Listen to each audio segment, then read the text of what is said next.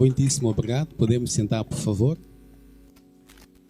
Eu gostava, antes de mais, de saudar o diretor executivo do CEP, saudar de igual modo a diretora executiva do MPV.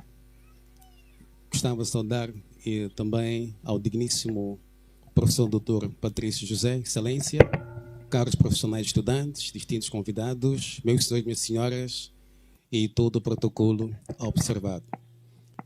A minha intervenção tem como tema a problemática do sistema educacional e possíveis soluções do reino. Repito, a problemática do sistema educacional e possíveis soluções do reino.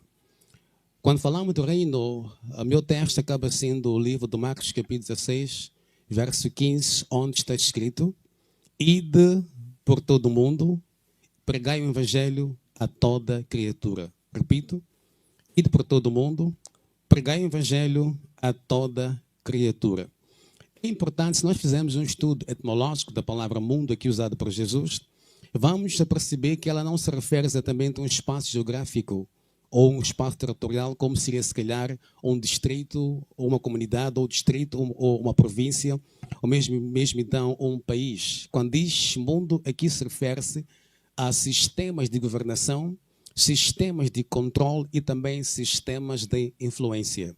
Em outras palavras, a grande comissão tem que ver com a nossa capacidade de influenciar esses três sistemas. Isto por quê? Porque estes são pilares fundamentais que constituem a estrutura de uma sociedade. Os meios são lugares onde a verdadeira transformação sociocultural ocorre. As pessoas, singulares ou coletivas, que dominam estas esferas influenciam uma sociedade e até um certo ponto uma nação. Não obstante, o tipo de influência que exercem pode comprometer as próximas gerações. Na virtude da independência de África, identificaram-se três problemas centrais, ou se quiser, três inimigos centrais. A primeira foi a pobreza, a segunda foi a doença e a terceira foi a ignorância. Neste âmbito, assumiu-se que a educação foi assumida como a porta para a prosperidade de África e também do terceiro mundo. Todavia, volvidos quase 70 anos, estamos em um continente que continua a ter baixo desempenho e baixa produtividade. O que teria acontecido ao longo desses quase 70 anos? Creio que nós fomos vítimas, ou somos vítimas, daquilo que eu gostaria de miseducação, ou se quiser, deseducação. Deseducação vem de deseducar, que significa causar prejuízos e danos à educação de uma pessoa. Também significa educar mal, perder a educação, ou se quiser ainda, a educação inapropriada e incorreta. Em outras palavras, deseducação é a arte de causar danos e prejuízos à educação de uma certa pessoa.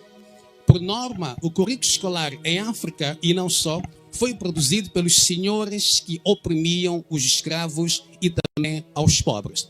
Nota que quando falamos de currículo, refiro-me à produção e transferência de um sistema de informação fundada em certas filosofias sobre a vida, designado para produzir um produto igual a essa filosofia. Repito, é a produção e transferência de um sistema de informação fundada em certas filosofias sobre a vida, designado para produzir um produto igual a essa filosofia. É importante notar que você transforma-se no currículo que te produz. Nesta senda, o currículo que o professor escreveu foi designado primariamente para o seu filho, isto é, para o filho do opressor, visando produzir filhos como o opressor. No entanto, o opressor permitiu que o oprimido usasse o mesmo currículo. Porém, surgiu um grande problema. A matéria-prima para o currículo era a mentalidade que o mesmo visava influenciar. E se a matéria não fosse correta, e se a matéria-prima não fosse correta, então o impacto do currículo na mentalidade do mesmo, do estudante, neste caso, seria negativo. O filho do opressor nasceu em um ambiente no qual foi ensinado a pensar como opressor. Por exemplo, cresceu a pensar o seguinte: eu sou alguém, eu sou importante, eu estou no comando, eu sou o boss, eu sou forte, sou poderoso, tudo posso, dentre outros. Foi por isso que o nosso, se permitir usar o termo, bisa 50 avô, chamava uma criança, isto é, o filho do opressor, de mestre, de boss, de patrão, dentre outros. Pense comigo. Tem essa criança de 5 anos, houve um adulto de 30, 40, 50 anos para frente a chamá-lo de mestre, a chamá-lo de boss, a chamá-lo de patrão, dentre outros. Nesse sentido, esta criança recebeu o seu autoestima, autoconceito, autoimagem, autovalor, bem antes de ser atingido pelo currículo. Já sabia, neste caso, que era mestre. Já sabia que era poderoso. Já sabia que era importante. E de repente, esta criança, ou essas crenças, lhe foram reforçadas por um adulto, que vem então a cimentar em si, no seu coração, na sua alma, no seu sistema de crença, de que de facto era importante, tinha valor, era poderoso, dentre outros. Portanto, quando uma criança tivesse o amor próprio, um autoconceito saudável, conhecendo seu valor, ele era ensinado, atenção, a ler, a escrever e aritmética, a mesma deixava de ter problemas de identidade própria, dentre outros. Pois tudo precisava era desta matéria para aprender e desenvolver as habilidades governamentais, de liderança, controle, domínio e muito mais. O opressor, apercebendo-se dos ruídos dos nativos e pobres, decidiu dar o seu currículo para ser transmitido a crianças sem amor próprio. Isto é, que se odiavam ou que se odeiam, não tendo nenhuma autoestima, autoconceito, autoimagem e valores saudáveis para aprender a ler, a escrever e também a aritmética, a fim de melhor servir o opressor. Portanto, acabamos por ter pessoas educadas, ou se quiser, formadas e informadas, mas que se odeiam, que têm baixa autoestima, péssima definição de si e sem nenhum autoconceito. Então, disseram aos nossos pais: se o teu filho se formar, lhe daremos emprego. Daí surgiu, o seu pai começou a dizer para si: estude para ser alguém, estude para garantir um bom emprego. Esta, ilustres, tornou-se o encorajamento principal dos seus pais. E nunca foi: você é importante, você tem valor, você é capaz, grande és tu, filho meu. O encorajamento resumiu-se apenas: estude para ser alguém, como se não fôssemos alguém, não fôssemos nada. E então este estudo, essa formação viesse a crescer ou conceder-nos uma certa identidade. E é importante deixar aqui uma alerta muitíssimo valiosa. Entenda que a salvação ou a relação com Deus não delete a programação instalada em si pelo sistema de educação. Logo surgiu o que chamaria de a problemática do sistema de educação. E qual seria a causa desta problemática? Esta problemática surge da sistematização universal da educação, que fez nascer o que hoje chamamos de escolas públicas. Nota que antes do ano 1900, as pessoas aprendiam em casa e no mundo real, no dia a dia. E os seus pais eram seus educadores principais. Mas surgiu um homem chamado Benjamin Rush, que é tido como o idealizador da educação pública, que disse o seguinte: que o nosso aluno seja ensinado que não pertence a si mesmo, mas que é propriedade pública. Que seja ensinado a amar sua família, mas no mesmo tempo que deve abandoná-los, até mesmo esquecê-los, quando o bem-estar do seu país assim exigir. E na mesma cena surgiu um homem chamado Horace Mann, que é tido como o pai da escola comum, que disse o seguinte: pais tornaram-se reféns à nossa causa. Ilustres, a educação formal nasceu na Prússia e visava o seguinte: primeiro, a padronização das taxas de ensino, teste de aprendizado. Segundo, respeito pela autoridade acima, atenção, respeito pela autoridade acima da exploração da verdade. Terceiro, a uniformidade e ortodoxia sobre ou acima da inovação e progresso. E quarto, não menos importante, a doutrinação consistida em memorização fúteis sem poder questionar aos professores. Por conta disto, em 1981, William Sewell, professor de educação da Universidade de Virgínia, disse o seguinte: devemos nos concentrar na criação de cidadãos para o bem da sociedade. As escolas públicas promovem atividades cívicas em vez de individuais. Cada criança pertence ao Estado. Esses conceitos fizeram nascer em mim aquilo que eu chamo de dois conceitos de sistema de finalidade da educação. A primeira tem que ver com a filosofia tradicional e a segunda tem que ver com a doutrinação. A filosofia tradicional tem que ver com a iluminação, que envolve ou inclui o saber inquirir, saber criar, buscar as riquezas do passado, internalizar as partes significativas e, além disso, a sua maneira, ajudar as pessoas a determinar como aprender por si mesmas. Infelizmente, a segunda, que é a doutrinação, inclui apenas o saber aceitar e não desafiar. O saber aceitar e não questionar. Nota que, depois do ativismo dos anos 60, houve uma grande preocupação denominada de crise da democracia, no qual alegava-se que as instituições não estavam doutrinando os jovens de forma eficaz, isto é, para uma vida de conformidade e passar em testes de formação profissional ao invés de saber inquirir. E tudo isso aqui, obviamente, é o oposto da tradição iluminista. Em 9 de junho de 1934, proprietários de negócios importantes reuniram-se em Boston, liderados por William Chaney, discutiram sobre a educação universal e decidiram que o sistema de educação precisava mudar porque encorajava a exuberância empresarial que o sistema social poderia suportar.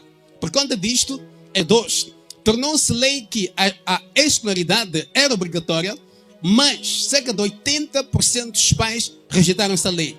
Em foco ainda, em 1880, a milícia teve de forçar os pais a abandonarem os filhos à escola, em particular em Cape Cod, Massachusetts. O que quero que você entenda hoje em dia é que, por norma, o sistema de educação, ou currículo neste caso, foi desenhado para aprisionar. Audre Lorde, ativista internacional contra o racismo, disse o seguinte: as ferramentas do mestre nunca vão desmontar a casa do mestre. Repito, as ferramentas do mestre nunca vão desmontar a casa do mestre. A educação eurocêntrica, que é basicamente o padrão pelo qual os africanos em todo o mundo são educados, é conservadora na sua natureza. Por outras palavras, é política e psicologicamente concebida para conservar a dominação europeia. A educação, contrária à crença popular, não é neutra. É muito política e psicológica. Este sistema foi desenhado para produzir obediência, conformidade e tornar as massas controláveis e doutrinadas. Há uma razão científica lógica pela qual os africanos não são ensinados sobre si mesmos no seu centro. É por isso que quanto mais educados nos tornamos,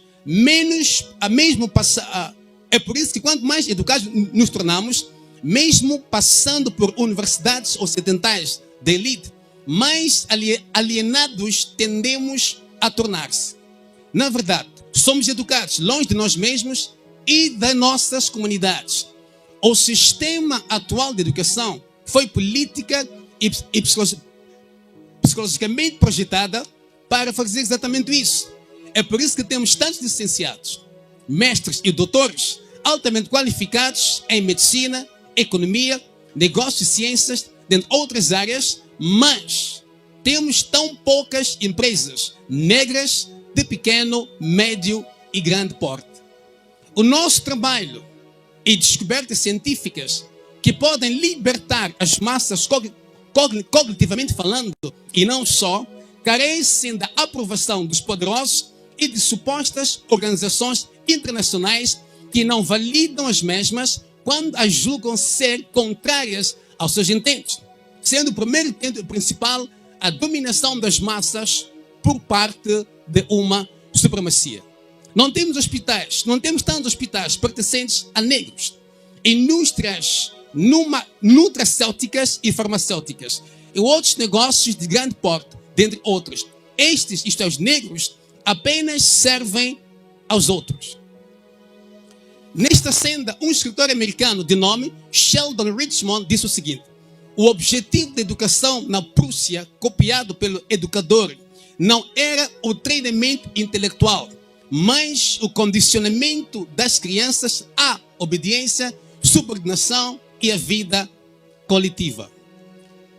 A primeira declaração de missão do Conselho de Educação Geral dos Rockefellers diz o seguinte: não faremos deste povo, ou de qualquer de seus filhos, filósofos, homens de tendência ou homens de ciência.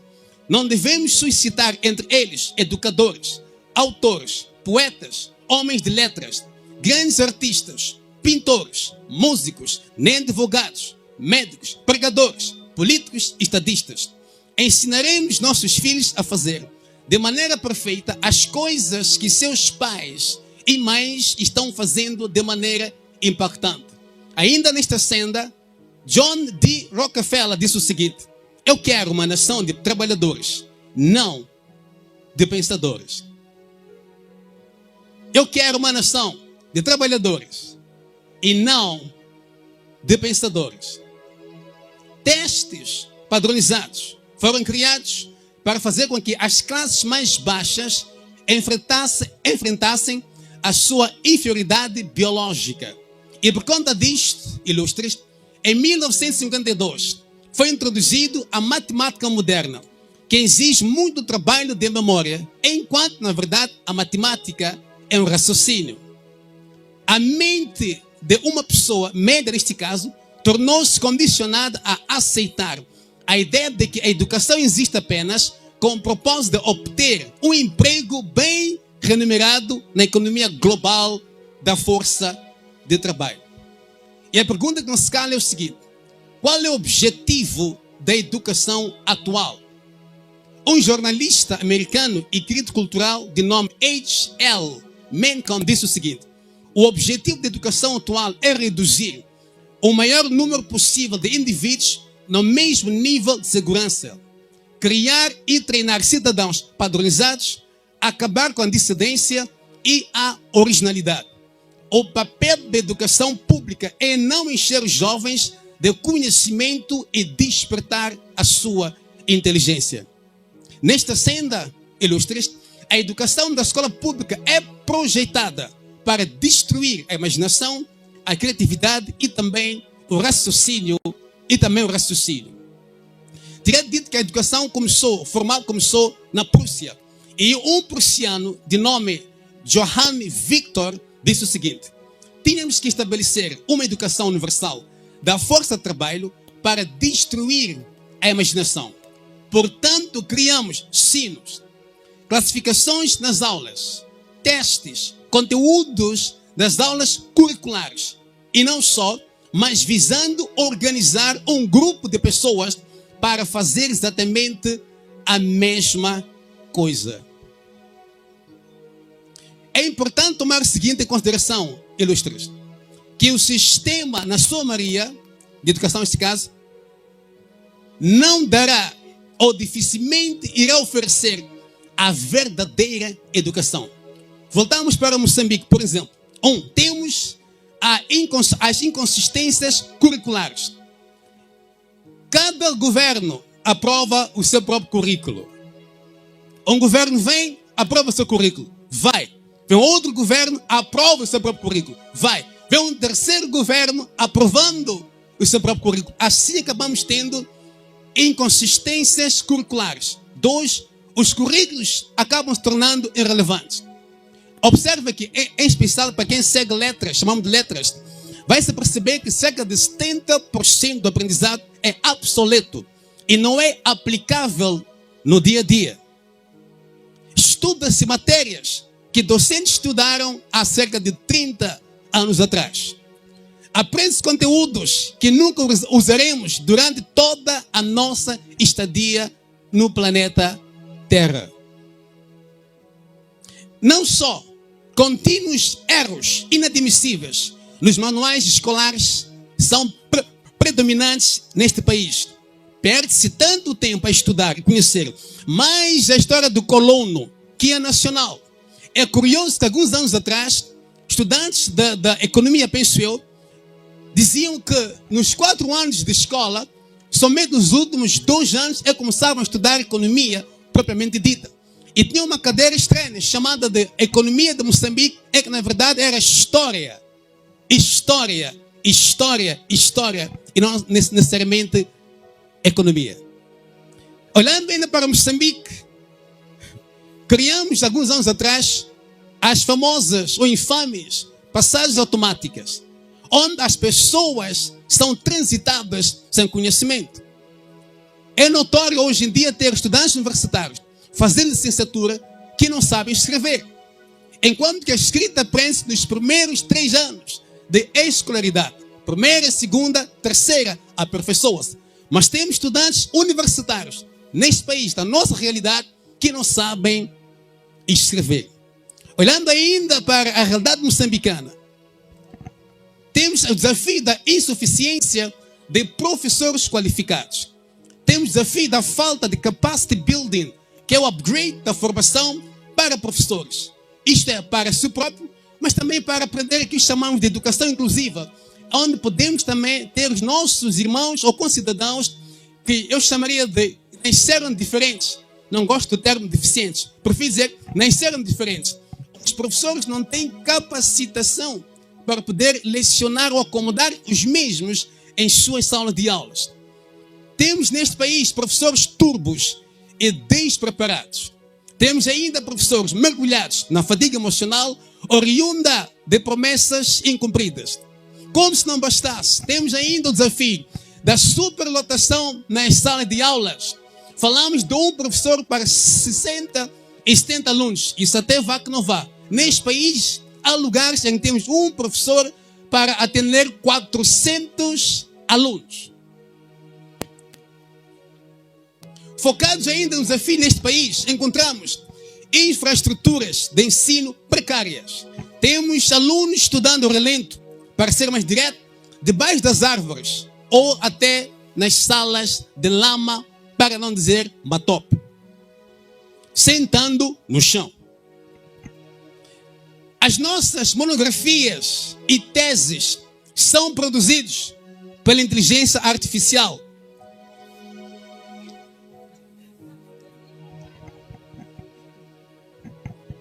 Dentre outros desafios que o país enfrenta, surge neste caso uma outra questão que seria: qual é a importância da educação, atenção, qualitativa? E apresento 5. Primeiro, a próxima geração é influenciada diariamente em nossas escolas e universidades. Repito, a próxima geração é influenciada diariamente em nossas escolas e universidades. 2, a educação é a força mais poderosa do mundo. 3, não há desenvolvimento sem educação, pois ela é a condição prévia fundamental para o desenvolvimento político e econômico, mas também para a democracia e a justiça social. Quarto, a educação qualitativa é importante porque cria conhecimento, constrói confiança e rompe barreiras às oportunidades. E quinto e último, não mais importante, a educação qualitativa é importante porque melhora a qualidade de vida das pessoas. Quais são ou quais seriam as possíveis soluções do reino? Aqui peço muita vossa atenção. Quais seriam ou quais são as possíveis soluções do reino? 1. Deve-se promover a reconexão com Deus, o Criador e detentor de toda a sabedoria, pois o nosso autoconceito provém dele. Somos a sua imagem e semelhança. Vale repetir. Devemos promover a reconexão com Deus, o Criador e detentor de toda sabedoria, visto que o nosso autoconceito provém dele, uma vez que somos a sua imagem e semelhança. 2, devemos trazer a verdadeira educação. Isto é, a educação que liberta. Isto é, que é uma educação vincada na verdade. 3, devemos saber difundir o fato que o sistema educacional prussiano, ou se quiser ainda, difundir o fato que o canudo acadêmico, por mais importante que possa ser, não é necessariamente a chave para o sucesso na vida, mas a descoberta e aprimoramento do dom inerente em todo ser humano. Rei Salomão disse o seguinte: o dom de um homem abre caminhos para ele e o coloca diante dos grandes homens. Repito, o dom do homem abre portas, caminhos, espaço para ele e o coloca diante dos grandes. Se calhar este ponto é muito notório na área de desporto. As pessoas que mais destacam-se conseguem até ter audiência com o chefe de Estado. Então, o destaque vem do desenvolvimento do cultivo do seu dom. Como diz Salomão, o dom de um homem abre portas para ele e o coloca diante dos grandes homens. 4, para além de escolas teológicas, deve-se primar por abertura de escolas que proporcionam o conhecimento científico, tecnológico, dentre outros. E neste ponto, a Igreja Católica Romana tem feito um trabalho magnífico demais. 5, é importante desenvolvermos e promovermos currículos acadêmicos. 5, é importante desenvolvermos e promovermos currículos acadêmicos baseados na verdade da nossa identidade, como imagem e semelhança de Deus. Devemos saber promover e desenvolver currículos acadêmicos voltados para a descoberta, cultivo e desdobramento dos dons inerentes nos alunos ou estudantes, que também proporciona um ambiente que permita o desenvolvimento saudável de talentos e habilidades dos alunos e estudantes e que promove o crescimento da cultura de complementação em vez de competição.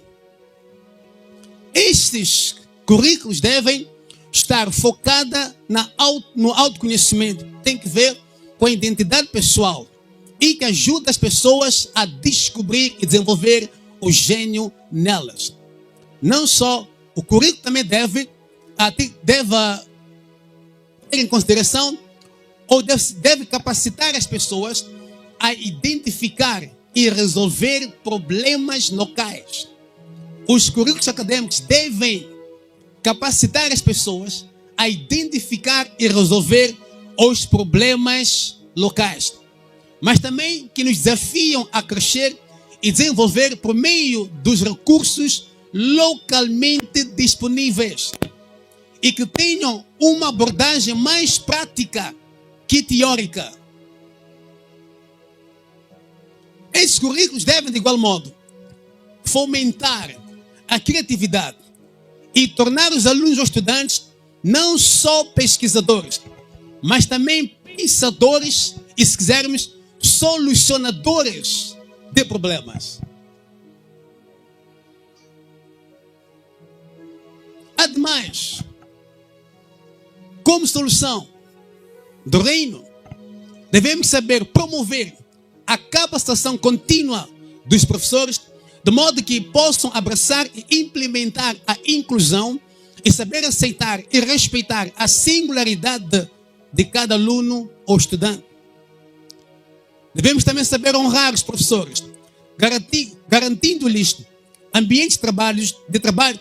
Devemos saber honrar os professores, garantindo-lhes ambientes de trabalho iguais, dando-lhes condições de trabalho e remuneração condigna. E como parte fulcral da solução, os pais devem voltar a ser os educadores particulares dos seus filhos, ensinando-lhes como desenvolver seus próprios meios de subsistência, como cultivar seus alimentos, empreender, a fim de tornarem-se autossuficientes, o que pode libertar a sua genealogia sanguínea. Tivemos um desafio enorme há quase 4, 5 anos atrás da Covid-19 e tanta gente perdeu a vida. Foi uma situação triste em todo o mundo. mas se calhar há lições que podemos tirar da situação. Uma das quais que eu tirei, pelo menos, é que a pandemia veio resolver a urgência dos encarregados voltarem a ser os professores e educadores primários de seus filhos. E nesta senda, Carlos Damital disse o seguinte: ensine a uma criança o que pensar e você poderá controlá-la por toda a vida. Ele rematou dizendo o seguinte: ensine a uma criança a pensar e você não irá precisar controlá-la por toda a vida. Aqui nasce mais uma questão. Em jeito de conclusão, gostava de, se calhar, ajudar a redefinir o que é educação ou a verdadeira educação. Eu tenho aqui cerca de 9 propostas. Entenda que quando falo de educação, não estou somente falando do canudo acadêmico. Porém, tudo que promove a criatividade, inovação e pensamento crítico. O que é a verdadeira educação? É tudo que promove a criatividade, a inovação e pensamento crítico. 2, é a aquisição do conhecimento que ilumina nossas consciências para com a verdade que transforma nossa vida pessoal e sociedade em geral em um ambiente de paz e amor. E mais do que nunca é bem sabido por todos nós que este país, se calhar, dos últimos, ou desde 94 até cá, precisamos tanto de um ambiente de paz e amor nesta nação. O que é a verdadeira educação? Segundo a minha pessoa, é aprender de dentro. É aprender não de fora, mas de dentro. Isto tem que ver com despertar para com a luz dentro de si.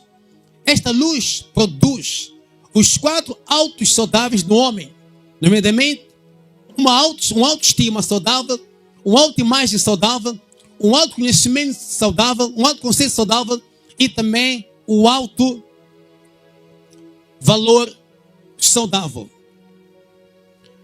4. A verdadeira educação é tudo que melhora, transforma, expande seu modo de pensar, catapultando para uma dimensão cognitiva elevada, ou se quiser, iluminada, porém, mantendo-lhe humilde.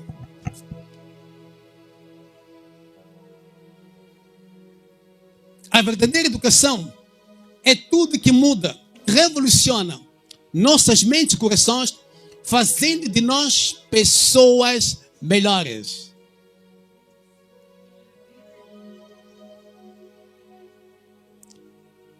Meus senhores, minhas senhoras, a verdadeira educação é o conhecimento que, para além de nos fazer passar nos testes e exames, produz a disciplina, o caráter, a compaixão e também, mais uma vez, a humildade. A verdadeira educação, na minha ótica, é o conhecimento que serve às necessidades de um povo específico. É o conhecimento que serve às necessidades de um povo específico.